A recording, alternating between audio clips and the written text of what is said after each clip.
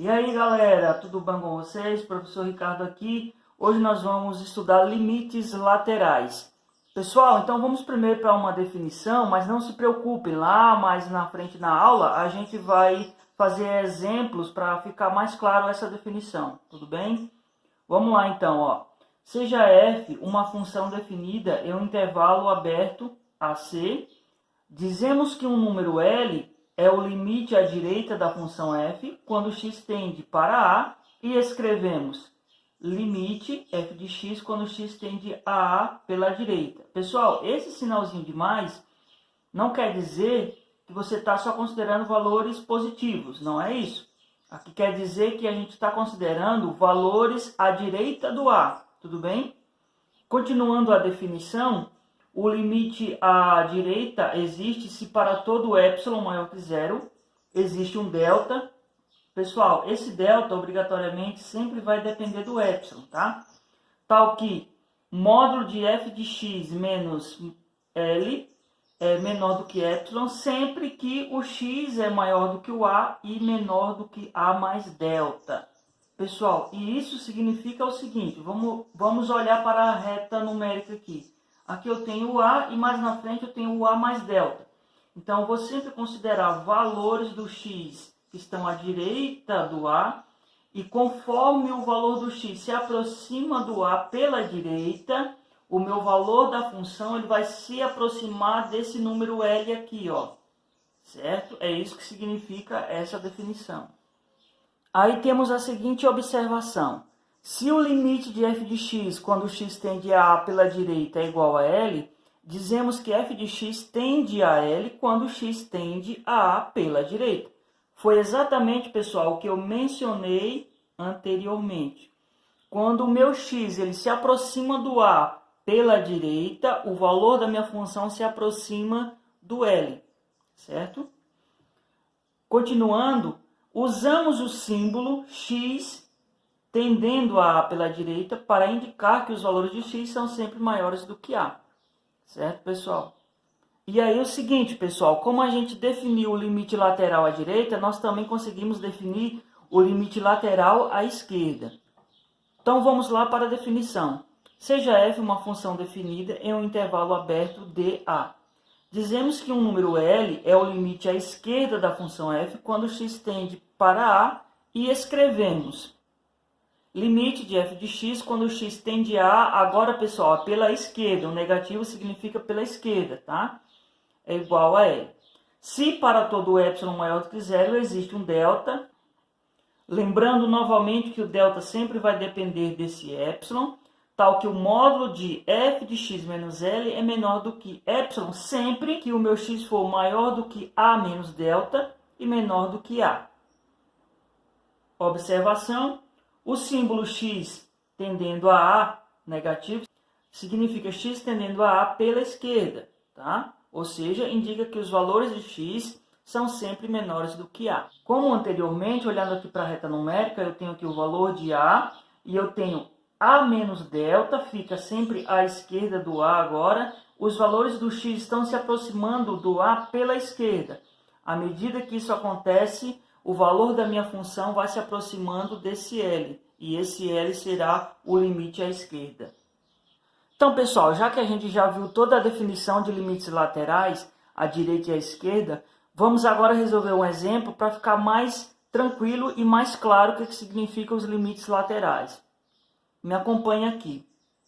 Dada a função f de x igual a 1 mais raiz de x menos 3, determinar, se possível, limite de f de x quando x tende a 3 pela direita. Lembra que o mais significa que o valor do x está se aproximando do 3 pela direita.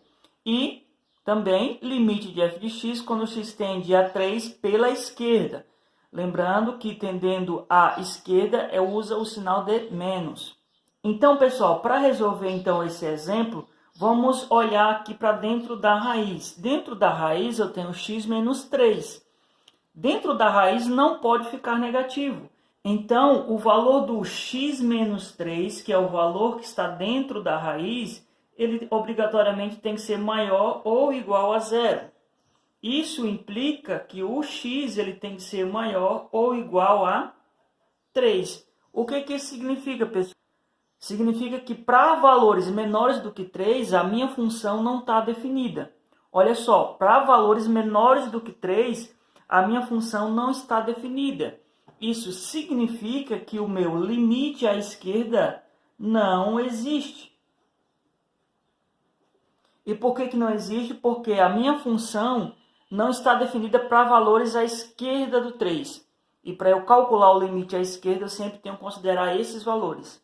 Então, aqui, esse valor aqui, esse limite não existe. Então, mas como é que eu faço então para calcular o limite à direita?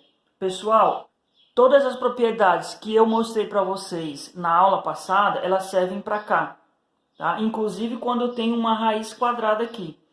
Então, quer dizer que o limite dessa expressão à direita, basta eu substituir no lugar do x o valor 3. Então, aqui, limite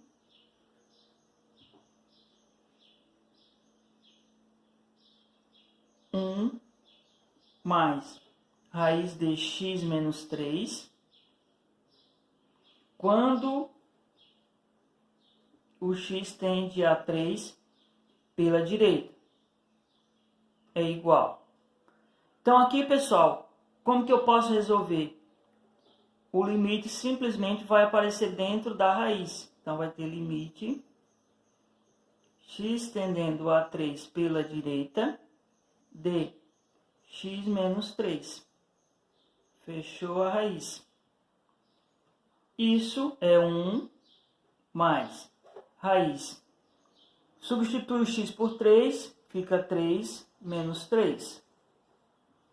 Continuando, temos 1 mais 3 menos 3, 0. Raiz de 0 é 0. Portanto, o meu limite vale 0. Continuando, então, com mais um exemplo, nós temos o seguinte. Seja a função f de x igual menos o módulo de x sobre x se o x for diferente do 0. 1 se o x for igual a 0. Eu quero o seguinte, determinar o limite à direita da função f quando o x tende a 0 e o limite à esquerda da função f quando o x tende a 0. Aí o seguinte, pessoal, como nós estamos trabalhando com módulo, vamos analisar dois casos. Se o x for menor que 0, implica que o valor da minha função será dada por essa expressão. E como o x é negativo, nós vamos ter módulo de x como sendo menos x. Então, eu vou ter menos x sobre x. Isso dá x sobre x, que dá 1. E quando o meu x for maior do que 0, o que vai acontecer? Eu vou ter módulo de x igual a x, então nós vamos ter menos x sobre x, igual a menos 1.